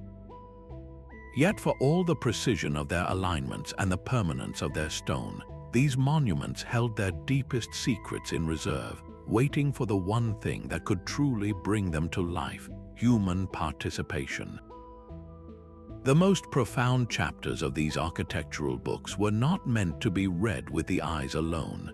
They required a full-bodied engagement, a ritual performance that transformed silent spectators into active participants in the story. This was architectural literacy in its most immersive form, where meaning was not simply observed but enacted, felt, and collectively experienced, unlocking layers of significance that would forever remain hidden from the passive viewer. Consider the mysterious, awe-inspiring site of Göbekli Tepe in Turkey, which predates Stonehenge by a staggering 6,000 years. Here, ancient peoples gathered to erect massive, T-shaped limestone pillars arranged into great circular enclosures. Each pillar is a canvas of intricate carvings, a menagerie of foxes, scorpions, birds, and snakes, all frozen in stone. To simply walk among these pillars is to see a stunning artistic achievement. But to understand them, we must imagine the space alive with ceremony. Picture the community gathering at a specific time of year, torchlight flickering across the carved beasts, making them appear to move and writhe against the stone. The rhythm of drums, the scent of burning herbs, the collective chanting or dancing these elements would have activated the space. The static carvings would have been transformed into a living, breathing world of spirits and ancestors. The ritual performance didn't just accompany the architecture, it completed it. It was the key that turned the lock, allowing the participants to cross the threshold from the ordinary world into the mythic realm the stones represented, making the symbolic animals potent and present forces in their lives. This principle of activation through ritual was a universal key. In the vast hypogeum of Malta, we've already explored its astonishing acoustic properties. But those properties only achieved their full power when activated by human voice. The low, resonant chanting at that specific frequency of 110 Hz wasn't just background music, it was the essential trigger. The architecture amplified the sound, but the ritual performance, the focused, collective intention of the participants, used that sound to alter consciousness, to facilitate a shared transcendental experience. The meaning of the site wasn't in the carved patterns on the wall. It was in the vibrational feeling that passed through the bodies of those gathered there. Similarly, the long processional avenues leading to Egyptian temples were not just roads.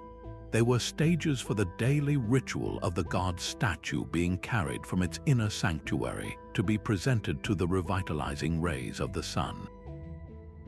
For the priests carrying the sacred bark, the act of walking that precise path, feeling the weight of the god, and moving in time with the others was the ritual that made the theology real. They weren't just moving a statue, they were reenacting the sun god's journey across the sky, their own physical exertion and coordination embodying the cosmic struggle between order and chaos. This transforms our understanding of these places from passive monuments into dynamic, interactive machines for generating meaning. The architecture provided the stage, the props, and the script, but it was the ritual performance that was the play itself. A Maya ball game played in a grand court wasn't a sport. It was a ritual reenactment of the hero twins' battle with the lords of the underworld, a game with cosmic consequences where the movement of the ball represented the journey of the sun and the stars. The outcome could determine the fate of the community, justifying the presence of the king and the priests. The meaning of the ball court's architecture, its stone rings, its sloping sides, was only fully realized when the ritual game was played. This embodied engagement ensured that complex cultural knowledge was not just memorized but physically ingrained. The community didn't just learn their history, they danced it, they walked it, they sang it. The memory of the event was stored not only in the mind but in the muscles and the senses, creating a far more durable and powerful form of cultural transmission. The monument stood as a permanent invitation to return, to perform the ritual again and again, each time renewing the community's connection to its stories, its gods, and to each other. For centuries, the way we've understood ancient monuments has been filtered through a lens not of our own making, but one imposed by colonial powers. When European explorers and scholars first encountered the breathtaking ruins of the Maya, the Inca, or the Khmer, they often viewed them through a framework of their own superiority, seeing them as the mysterious works of a lost race, certainly not the ancestors of the indigenous peoples they encountered. This perspective wasn't just a minor bias, it was a fundamental error that locked away the true meaning of these sites for generations. A striking example is the Maya writing system. For years, these intricate glyphs covering stelae and temple walls were dismissed by Western academics as simple pictographs, primitive decorations unworthy of serious linguistic study. This arrogant assumption, born from a colonial mindset that couldn't conceive of a complex writing system outside of Europe, delayed the decipherment of Maya script for over a century, effectively silencing the voices of the ancient scribes who had so carefully recorded their history, astronomy, and rituals in stone. This colonial lens didn't just misinterpret, it actively erased. In places like India and Egypt, colonial administrations often repurposed ancient monuments for their own use, sometimes causing irreparable damage. They saw the Taj Mahal not as a profound monument to love and Mughal artistry, but as a picturesque backdrop for parties. They looted artifacts to fill museums in London, Paris, and Berlin, severing the physical connection between the objects and their cultural context.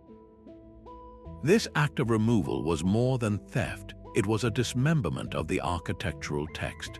A hieroglyphic panel in the British Museum is a fragment of a sentence.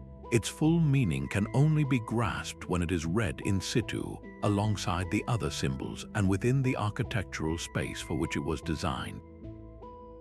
Colonialism created these fragments, privileging the Western museum's claim to ownership over the integrity of the original narrative. Decolonizing architectural reading is the essential process of correcting this historical wrong and restoring the full, rich meaning of these sites.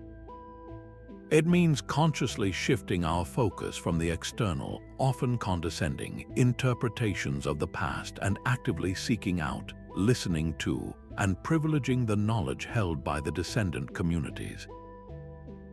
These are the people whose oral histories, cultural practices, and spiritual beliefs are the direct inheritance of the builders. It's about recognizing that the living culture is the most valuable dictionary for interpreting the silent stone. When a Hopi elder identifies a specific rock carving in the American Southwest as a migration map of his people, he isn't offering a theory. He is providing the key to a story his community has carried for 1,000 years. This isn't about replacing scientific archaeology with myth. It's about understanding that science and tradition are two different ways of knowing, and when they work in dialogue, they create a far more complete and respectful understanding. This collaborative approach is already yielding breathtaking results. At the ancient site of Choco Canyon in New Mexico, archaeologists now work closely with Pueblo tribal leaders. Where a scientist might see a straight line of stones and hypothesize about water drainage, a Pueblo traditionalist might recognize it as a spiritual pathway for ceremonial runners, an interpretation that brings the structure to life in a way pure archaeology never could. This partnership enriches the science, preventing dry, inaccurate conclusions and infusing the research with a depth of meaning that can only come from cultural continuity. It acknowledges that the descendants of the Chacon people are not vanished. They are very much present, and they hold a vital, unbroken thread connecting the past to the present. Ultimately, decolonizing how we read these architectural wonders is about more than just historical accuracy. It is an act of ethical and intellectual justice. It corrects the record, yes, but it also opens up entirely new dimensions of understanding that were previously invisible to us. By centering indigenous voices, we move beyond seeing these monuments as mere ruins to be measured and photographed. We begin to understand them as living landscapes, still resonant with the stories, prayers, and worldviews of the cultures that created them. This doesn't diminish the wonder of these places. It amplifies it, transforming a tourist's visit into a respectful audience with history and ensuring that these stone books are finally read in the language in which they were written. Just as a faded, ancient manuscript might require ultraviolet light to reveal its hidden text, our modern world has developed a dazzling new toolkit to read the weathered pages of stone left by our ancestors. We are no longer limited to what the naked eye can see or what our hands can touch.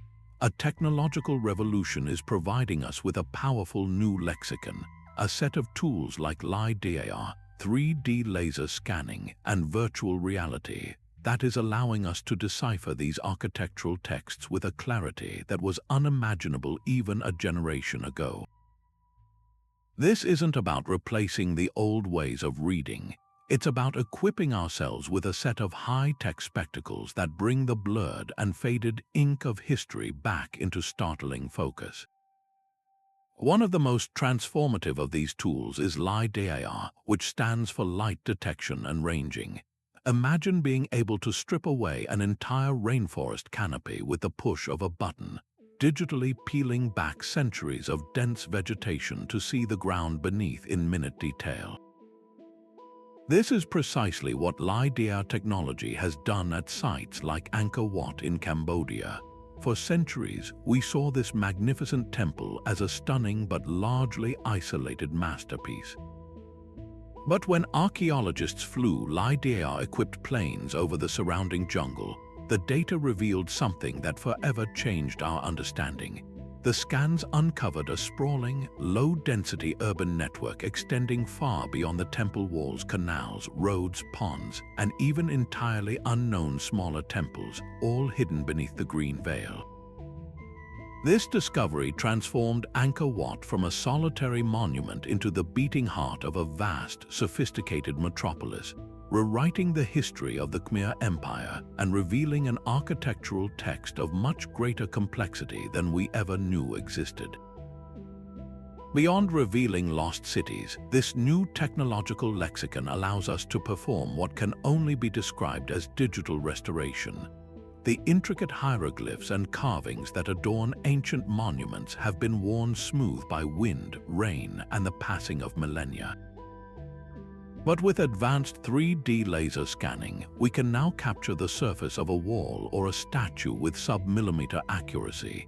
Software can then analyze these incredibly detailed scans, highlighting the most minute variations in depth. In this way, we can virtually trace the grooves of an eroded inscription, bringing back to life the curves of a forgotten letter or the outline of a faded symbol.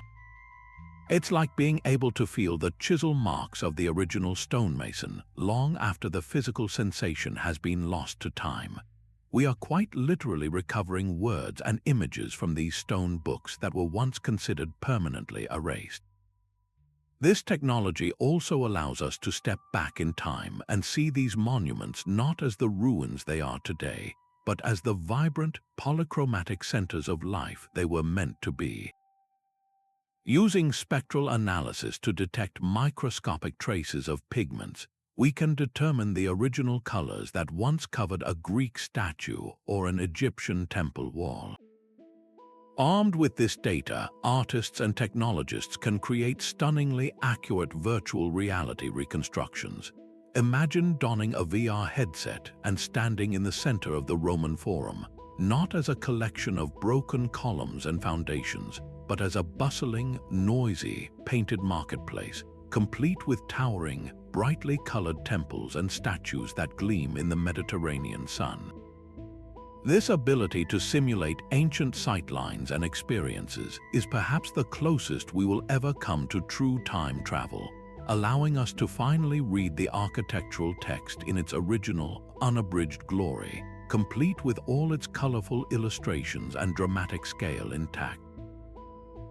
However, it is crucial to remember that this powerful new lexicon, for all its wonders, provides the how but not the why. Technology can reveal the precise angle of a solstice alignment, but it cannot tell us what that moment meant to the people who gathered to witness it.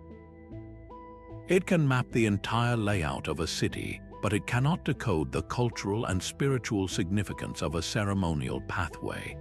That profound understanding still comes from the human element, from the painstaking work of historians, linguists, and most importantly, the living descendants of the builders who hold the cultural keys.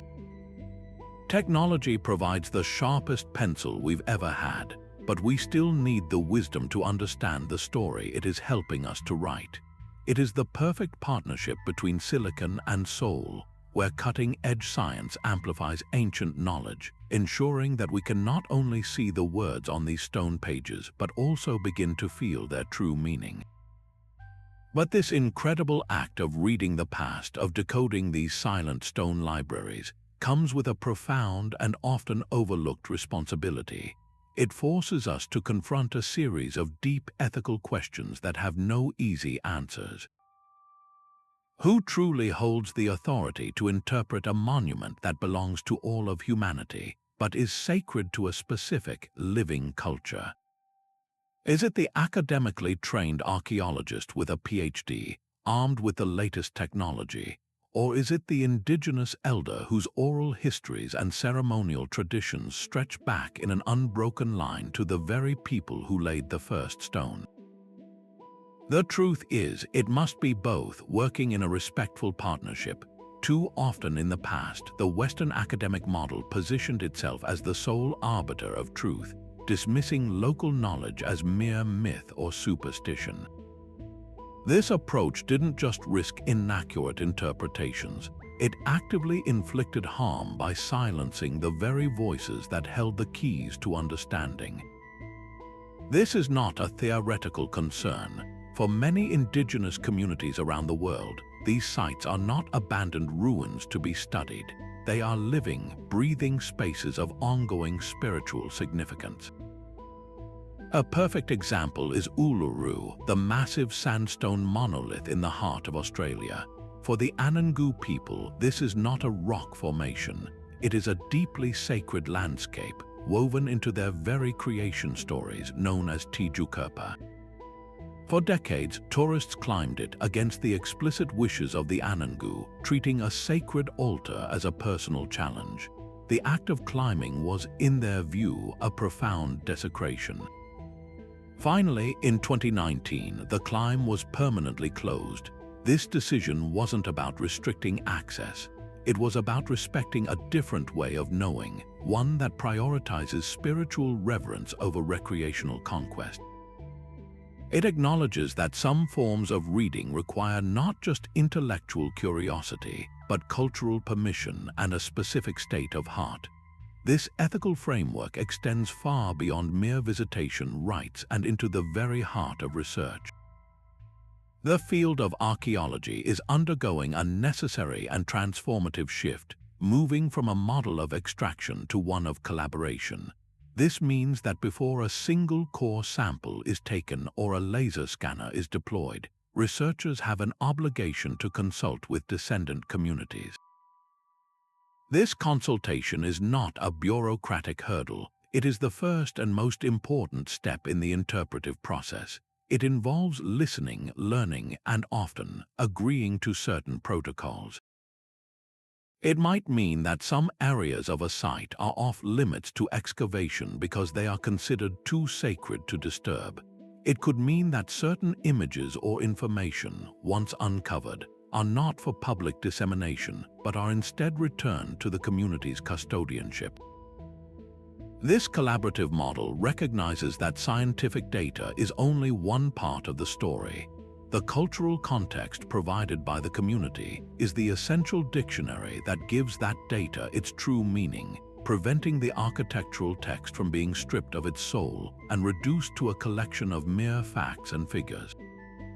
Ultimately, ethical engagement is about finding a delicate and respectful balance. It does not mean abandoning scholarly inquiry or technological innovation. Instead, it asks that we wield these powerful tools with humility and reverence. It is the understanding that our desire to know must be tempered by a deeper duty to respect.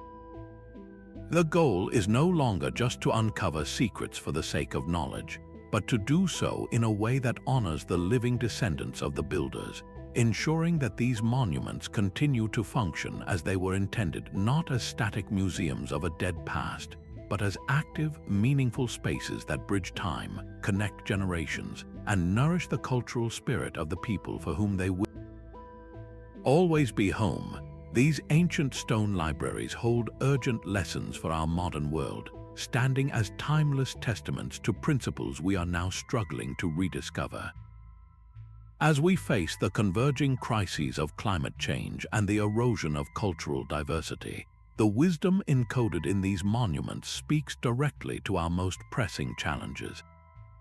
The builders of Angkor Wat, for instance, mastered water management on a colossal scale, creating vast reservoirs and intricate canal systems that balanced human needs with seasonal monsoons, turning potential flooding into a life-giving resource.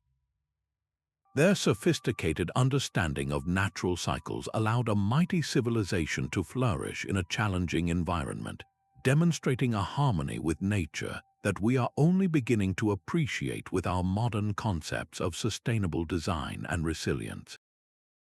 Beyond environmental wisdom, these structures embody a profound sense of community and collective purpose that feels almost revolutionary in our age of increasing isolation. The construction of the Great Pyramid or the massive stone circles of Europe required the coordinated effort of thousands of people working toward a shared vision that transcended individual lifetimes. This wasn't forced labor in the modern sense, but rather a cultural project that united entire societies around a common spiritual and cosmological understanding. The monuments themselves became the physical manifestation of this shared identity, creating centers where community could gather, rituals could be performed, and knowledge could be passed down through generations.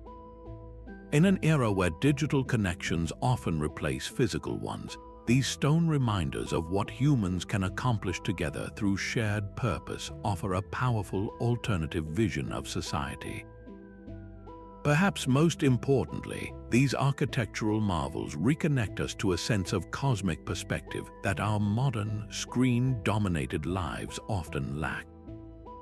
The precise astronomical alignments of Stonehenge or the Pyramid of the Sun at Teotihuacan weren't just scientific achievements. They were profound philosophical statements about humanity's place in a vast, orderly universe. By orienting their greatest works to the movements of the sun, moon, and stars, ancient builders acknowledged that human affairs were part of something much grander than daily concerns. This cosmic connectedness fostered both humility and wonder, qualities we desperately need as we confront planetary-scale challenges that require us to think beyond short-term interests and national boundaries. The future of architectural literacy isn't just about preserving the past.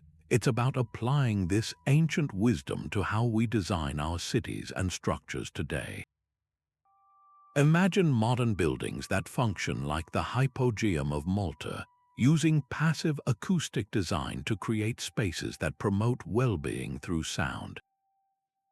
Picture cities planned like ancient Teotihuacan, where thoroughfares align with celestial events to create daily reminders of our connection to natural cycles. Envision water systems as sophisticated as those at Angkor Wat, working with seasonal patterns rather than against them. This isn't about copying ancient forms, but rather understanding the underlying principles that made these structures so enduringly successful and adapting them to contemporary needs and technologies. This renewed literacy also offers a powerful antidote to the homogenization of global culture. As identical glass towers rise in every major city from Dubai to Shanghai to New York, the distinctive architectural voices of different cultures are being silenced. Learning to read ancient monuments reminds us that building traditions grew from deep relationships with local environments, materials, and spiritual beliefs. The cliff-carved cities of Petra, the stone circles of Britain, the wooden temples of Japan, each represents a unique dialogue between a people and their place in the world. By preserving and understanding these diverse architectural languages, we maintain crucial repositories of human creativity and adaptation that can inspire more locally responsive, culturally rich approaches to modern design. The very act of learning to read these stone texts changes how we see our responsibility to the future. The builders of the pyramids or Newgrange thought in time scales that stretched across centuries, constructing legacies meant to endure long after their names were forgotten. Their long-term perspective stands in stark contrast to our often short-sighted planning cycles and disposable construction.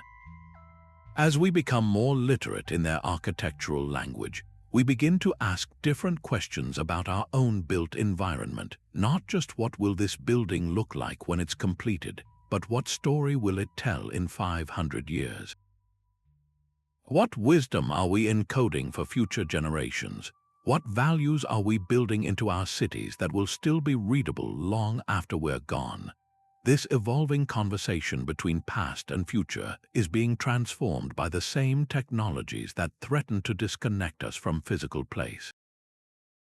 Digital scanning allows us to preserve endangered sites in perfect detail, while virtual reality can give people around the world immersive access to places they might never physically visit.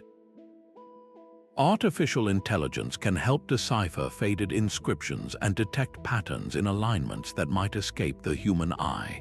These tools don't replace the need for physical preservation and first-hand experience, but they do create new possibilities for global architectural literacy, allowing the wisdom of ancient builders to reach audiences unimaginable just a generation ago.